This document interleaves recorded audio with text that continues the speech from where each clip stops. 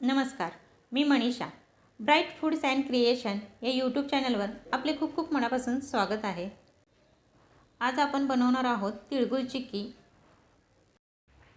त्याआधी तुम्ही जर अजून माझ्या चॅनलला सबस्क्राईब केले नसेल तर प्लीज सबस्क्राईब करा, लाईक करा आणि शेअर करा. चला तर मग आपण रेसिपीला सुरुवात करूया. सुरुवातीला आपण एका पॅनमध्ये तीळ भाजून घेऊयात. इथे मी 1 वाटी तीळ घेतले आहेत.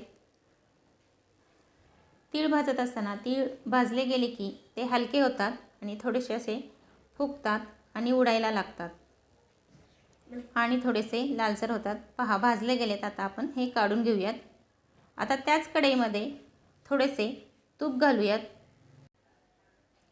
1 चमचा तूप घालून त्यामध्ये 1 वाटी गूळ घालूयात. येथे मी जो चिक्कीसाठी गूळ मिळतो तो गूळ वापरला आहे. हा थोडासा मऊ असतो. जेवढे तीळ घेतले तेवढाच गूळ घ्यायचा आहे. पहा, गूळ हा पूर्णपणे वितळला आहे. गूळ वितळल्यानंतर तो थोडासा हलका जाणवतो. हा आपल्याला सतत ढवळत राहायचा आहे, उकळी येऊ द्यायची. गॅस हा आपल्याला मीडियमच ठेवायचा आहे. पहा, उकळला गेला आहे. आपल्याला गूळ उकळण्यासाठी 2 मिनिटे लागतात. पहा, आता ह्यामध्ये भाजलेले तीळ घालूयात. हे छान आता मिक्स करूयात. हे गूळ आणि तीळ हे 2 मिनिटं आपण एकत्र शिजवणार आहोत.